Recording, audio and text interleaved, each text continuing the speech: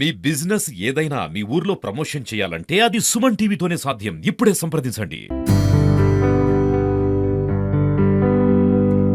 ఎక్కడి ఊరి మనిషి ఎంత దూరం వెండు యునైటెడ్ ఐక్యరాజ్య సమితిలో వెస్టర్న్ కంట్రీస్ అంతర్జాతీయ లీడర్లందరితోని కలవడం, దేశానికి ఈరోజు అందరూ సంపాదించుకునేట్టుగా చక్కటి ఆర్థిక సంస్కరణలు తీసుకొచ్చి ఈ యొక్క పేదరికం తగ్గిపోయి మనం ఈరోజు 3వ అతిపెద్ద దేశంగా ప్రపంచంలో ఎదగడంలో తన పునాదులు ఉన్నాయి.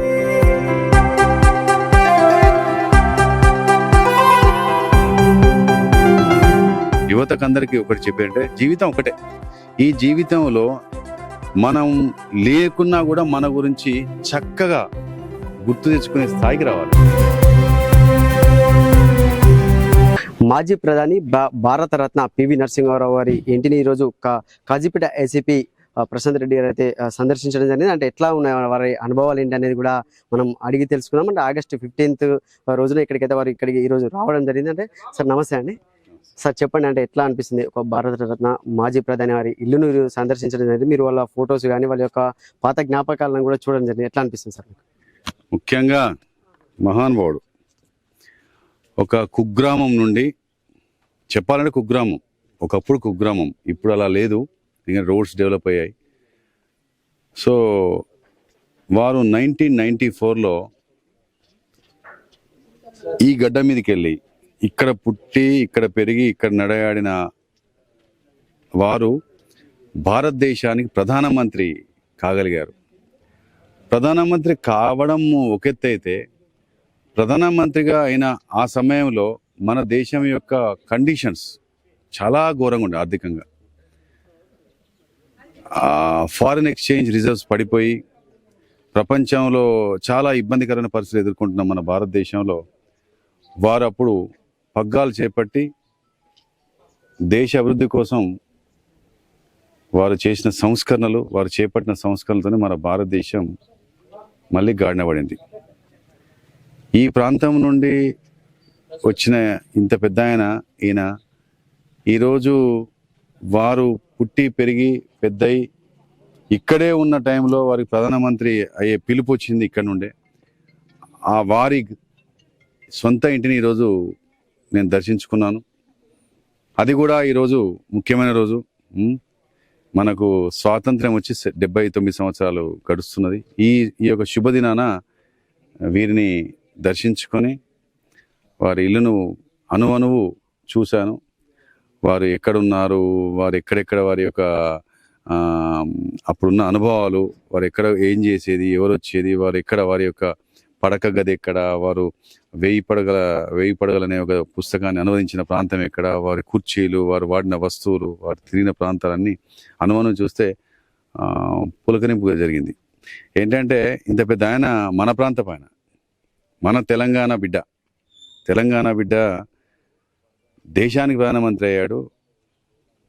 వారి ఇల్లు నేను చూస్తున్నాను, వారు వాడిన కారును చూశాను, వారు వాడిన వస్తువులు చూశాను, వారు తిరిగిన ప్రతి ప్రాంతాన్ని చూసిన తర్వాత మైమర్చిపోయాను. ఇంత గొప్ప ఆయనను కన్నా పెంచి పెద్ద చేసిన ఈ గడ్డలో ఉన్న ప్రతి ఒక్కరూ పౌరుడికి నా యొక్క విజ్ఞప్తి ఏంటంటే, ఈ ప్రాంతం నుండి వచ్చిన అందరం కూడా మన దేశానికి, మన ప్రాంతానికి పేరు తీసుకొచ్చే ప్రయత్నం జరిగింది. ప్రతిదానికి ఆదర్శప్రాయుడు. మనం కూడా మన ఊరికి, మన మొదటగా మన కుటుంబానికి ఫస్ట్, ఎక్కడో అవసరం లేదు, ఫస్ట్ నువ్వు నీ కుటుంబానికి ఒక చక్కటి బాధ్యత గల కుటుంబ సభ్యుడిగా, బాధ్యత గల తండ్రిగా, కొడుకుగా, భర్తగా, అన్నగా నువ్వు first charity begins at home అంటారు. ఫస్ట్ ఆ రకంగా బాధ్యతలను అలవర్చుకొని చిన్న చిన్నగా మన ఊరిని, మన ప్రాంతానికి ఒక ఆదర్శప్రాయుడిగా తయారు కావాలని నా యొక్క సూచన.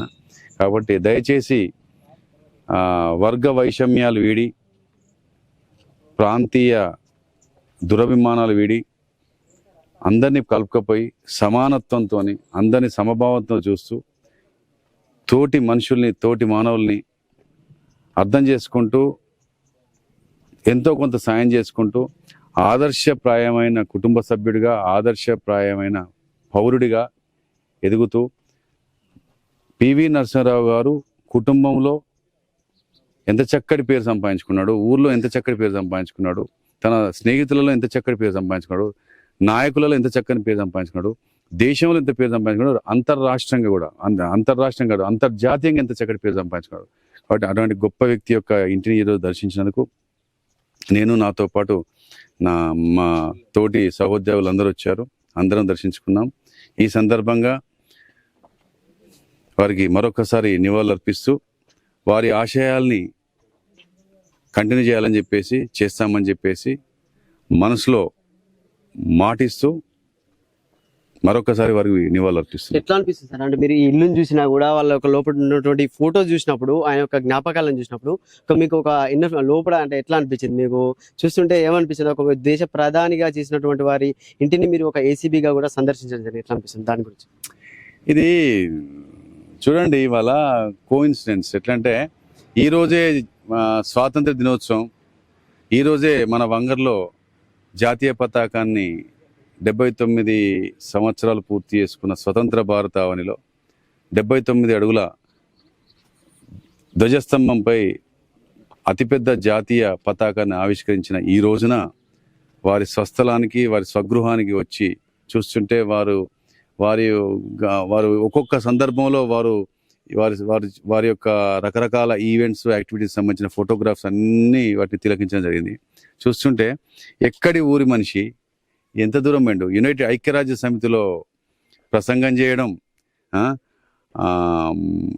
వెస్టర్న్ కంట్రీస్ అంతర్జాతీయ లీడర్లందరితోని కలవడం, అసలు భారతదేశంగా ప్రపంచం అంతా పలు దిక్కులో తిరుగుతున్నప్పుడు పలు దిక్కులో పెద్ద పెద్ద నేతలతో కలిసినప్పుడు వారి యొక్క ప్రతి ఒక్క సన్నివేశాలని అవన్నీ ఫోటోల ద్వారా చూస్తుంటే ఇంత మహనీయుడు అంటే వారు ఎట్లా మహనీయుడు, అంత గొప్ప సర్వీస్ చేశాడు. ఈ దేశానికి తను సంపాదించుకుంది కాదు, దేశానికి ఈరోజు అందరూ సంపాదించుకునేట్టుగా చక్కటి ఆర్థిక సంస్కరణలు తీసుకొచ్చి ఈ యొక్క పేదరికం తగ్గిపోయి మనం ఈరోజు 3వ అతిపెద్ద దేశంగా ప్రపంచంలో ఎదగడంలో తన పునాదులు ఉన్నాయి. అటువంటి మహనీయుడి ఇంటికి వెళ్ళి ప్రతి మూమెంట్ను, ప్రతి ఒక్క స్పేస్ను చూస్తుంటే నేను చాలా పులకించిపోయాను. యువతకి ఏం చెప్తారు సార్? ఇప్పుడు ఉన్నటువంటి యువతకు ఈరోజు మీరు ఏం సందేశం ఇస్తారు? జీవితం ఒక్కటే అండి.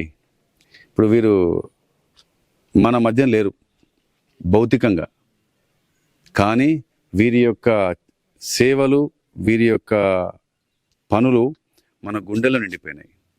యువతకందరికీ ఒకటి చెప్పారంటే జీవితం ఒకటే. ఈ జీవితంలో మనం లేకున్నా కూడా మన గురించి చక్కగా గుర్తు తెచ్చుకునే స్థాయికి రావాలి. మన తల్లిదండ్రులకు మనం ఇచ్చేదంటే వాళ్ళు తల ఎత్తుకునే గొప్ప పనులు చేయకుండా తలదించుకునే పనులు చేయొద్దు. దేశం గర్వించదగ్గ పనులు చేయలేకపోయినా దేశం అవమానింపబడే పనులు చేయొద్దు. కలిసిమెలిసి ఉందాం, హ్యాపీగా ఉందాం. అన్ని చిల్లర అలవాట్లు చేసుకోకుండా కొద్దిగా నా జన్మను సార్థకత చేసుకోవాలి. నేను పుట్టినా పెరిగినా పోతాను. ఈ మధ్యన ఉండే జర్నీలో మనం నలుగురికి సాయం చేయాలి, నలుగురితో కలిసిమెలిసి ఉండాలి. యువతకు ఒకటే, ప్రతిరోజు మనం ఒక ఛాలెంజ్ పెట్టుకోవాలి. ప్రతిరోజు మనం కనీసం ఒక మనిషి యొక్క మొహంలో చిరునవ్వును, ఆనందాన్ని మనం అతనికి వచ్చేటట్టు చేయాలి.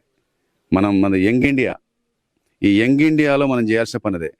ఈరోజు ఒక కాల్ కూడా మేము మాట్లాడుతూ ఒక కాల్ ఇవ్వడం జరిగింది. Our India should become a fit India.